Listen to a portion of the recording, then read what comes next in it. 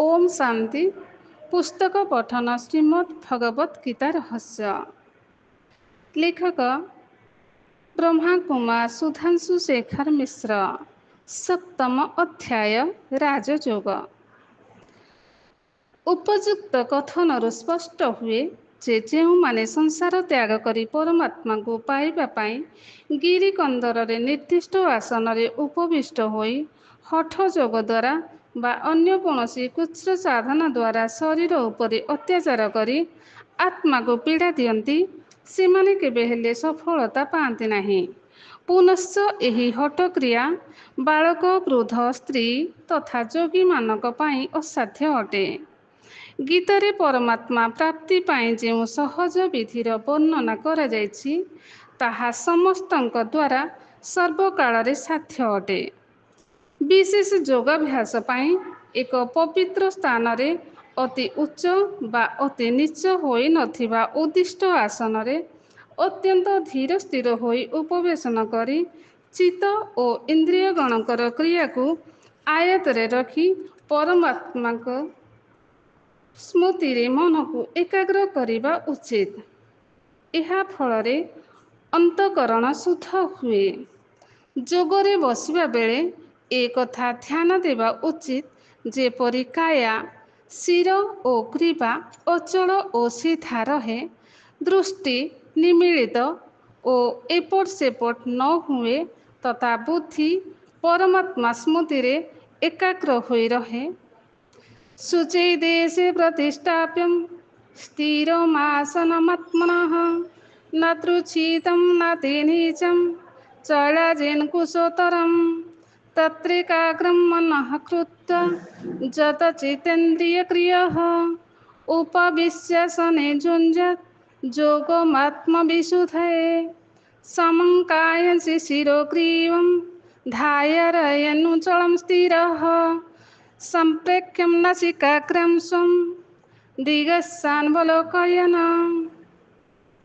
किंतु देह अभिमान ग्रसित बुद्धि सहजरे परमात्मा स्मृति रे स्थिर होई रही पारे नाही।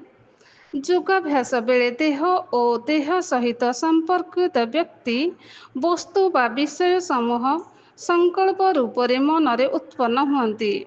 संकल्प जनित कामना गुड़ी को संपूर्ण भाव रे परित्याग करिदेवा उचित। देहर स्मृति सांसारिक संबंध रे बुद्धि को जड़ित कराए।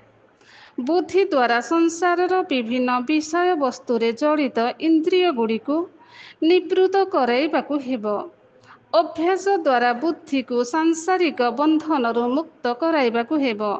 मनरु समस्त प्रकार संकल्प को धीरे धीरे अपसारित करी केवल आत्मिक स्मृति रे निमज्जित हेबाकु पड़िबो। मनरे अन्य कौनसी चिंतन करिबा उचित नुहे। मन स्वभावतः अस्थिर एवं चंचल होइथिबारु योगाभ्यास बेले एहा विभिन्न स्थान रे विचरण करे। अभ्यास पूर्वक मन को से सब स्थान निवृत्त कराई परमात्मा कठारे उत्तम रूपे निवेश कराइबा हेउछि राजयोगर विधि।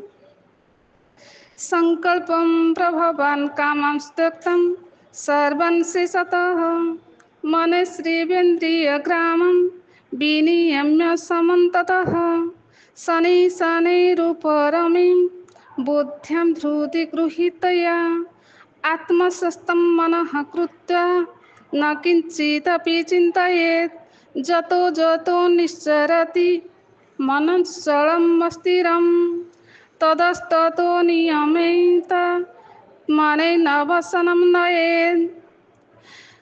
परमात्मा अशरीरी होइथिबारु इंद्रियातीत, तेणु तांको सहित जोगयुक्त हेबा पाई प्रथमे निजकु देह ठारु पृथक चैतन्य स्वरूप आत्मा और परमात्मा को संतान बोली निश्चय करिबाकु पड़िबो।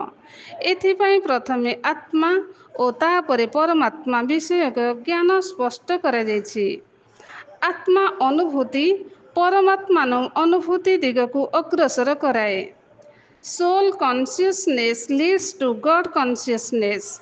तेणु परमात्मा को अलौकिक शांति प्राप्ति पाई ଇଚ୍ଛୁକ ବ୍ୟକ୍ତିକୁ ପ୍ରଥମେ ମନକୁ ସମସ୍ତ କାମନା ବାସନାର ସଂକଳ୍ପରୁ ମୁକ୍ତ କରାଇବାକୁ ପଡ଼ିବ ଏବଂ ଆତ୍ମିକ ସ୍ଥିତିରେ ରହି ନିତ୍ୟ ନିରନ୍ତର ମନକୁ ତାଙ୍କ ପରମାତ୍ମାଙ୍କ ସହିତ ଏକାଗ୍ର ଭାବରେ ଯୁକ୍ତ କରିବାକୁ ପଡ଼ିବ। ଯୁଞ୍ଜନେବଂ ସଦାତ୍ମାନଂ ଯୋଗୀ ନିୟତ ମାନସଃ ଶାନ୍ତିଂ ନିର୍ବାଣ ପରମଂ ମସ୍ୟଶ୍ଚାମଧିଗଚ୍ଛତି। ମନକୁ ଆତ୍ମାରେ ନିୟତ କରିବାର ପ୍ରଣାଳୀ ହେଲା ଏଥିରେ ମନର ତତ୍ ବିଷୟକ ସଂକଳ୍ପ ଆତ୍ମା ବିଷୟକ ଉତ୍ପନ୍ନ କରିବା ଅର୍ଥାତ୍ ମନରେ ଏହି ସଂକଳ୍ପ ଦେବା ଯଥା ମୁଁ ଦେହଠାରୁ ପୃଥକ୍ ଜ୍ୟୋତିର୍ବିନ୍ଦୁ ସ୍ୱରୂପ ଏକ ଚୈତନ୍ୟ ଆତ୍ମା। ମୁଁ ଆତ୍ମା ପରମ ଧାମ ନିବାସୀ ଜ୍ୟୋତିର୍ବିନ୍ଦୁ ସ୍ୱରୂପ ପରମ ପିତା ପରମାତ୍ମାଙ୍କର ସନ୍ତାନ। ଶରୀର ରୂପୀ ବସ୍ତ୍ର ପରିଧାନ କରି ସ୍ତ୍ରୀ ବା ପୁରୁଷର ଭୂମିକାରେ ବିଭିନ୍ନ ଅଂଶ ଗ୍ରହଣ କରିବାକୁ ମୁଁ ଆତ୍ମା ପରମ ଧାମରୁ ଏ ସୃଷ୍ଟି ରୂପୀ ରଙ୍ଗମଞ୍ଚରେ ଅବତୀର୍ଣ୍ଣ ହୋଇଛି। ମୋର ଦେହ ରୂପୀ ରଥରେ ମୁଁ ଆତ୍ମାରଥୀ ରୂପରେ ବିରାଜିତ ହୋଇ ବିଭିନ୍ନ କର୍ମେନ୍ଦ୍ରିୟ ଦ୍ୱାରା କର୍ମ କରୁଛି। ମୁଁ ଆତ୍ମା ମୋର ଏ ଶରୀର ରୂପୀ ଗୃହରେ ସ୍ୱାମୀ ଅଟେ ଏବଂ ସମସ୍ତ କର୍ମେନ୍ଦ୍ରିୟ ହେଉଛି ମୋର ଭୃତ୍ୟ। ମୁଁ ଯେତେବେଳେ ଯେଉଁ କର୍ମେନ୍ଦ୍ରିୟକୁ ଯାହା ନିର୍ଦ୍ଦେଶ ଦେବି ସେ ତାହା କରିବାକୁ ବାଧ୍ୟ ଇତ୍ୟାଦି।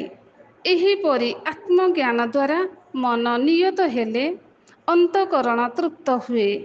ଆତ୍ମା ସମସ୍ତ ପ୍ରକାର ବିଷୟ ବାସନା ଭୋଗିଚ୍ଛାରୁ ମୁକ୍ତ ହୁଏ। ଇନ୍ଦ୍ରିୟ ସମୂହ ବଶୀଭୂତ ହୁଅନ୍ତି। ସାଂସାରିକ ସମସ୍ତ ବୈଭବରୁ ଆସକ୍ତି ଦୂର ହୁଏ ଅର୍ଥାତ୍ ମାଟି ପଥର ଓ ସୁବର୍ଣ୍ଣ ମଧ୍ୟରେ କୌଣସି ଜ୍ଞାନ ଭେଦ ରହେ ନାହିଁ। ଶେଷରେ ପରମାତ୍ମାଙ୍କ ସହିତ ବୁଦ୍ଧି ଯୋଗ ଯୁକ୍ତ ହୋଇଯାଏ। ଜ୍ଞାନ ବିଜ୍ଞାନ ତୃପ୍ତାତ୍ମା କୂଟସ୍ଥୋ ବିଜିତେନ୍ଦ୍ରିୟଃ ଯୁକ୍ତ ଇତ୍ୟୁଚ୍ୟତେ ଯୋଗୀ ସମଲୋଷ୍ଟାଶ୍ମକାଞ୍ଚନଃ। କ୍ରମଶଃ ଓମ୍ ଶାନ୍ତି।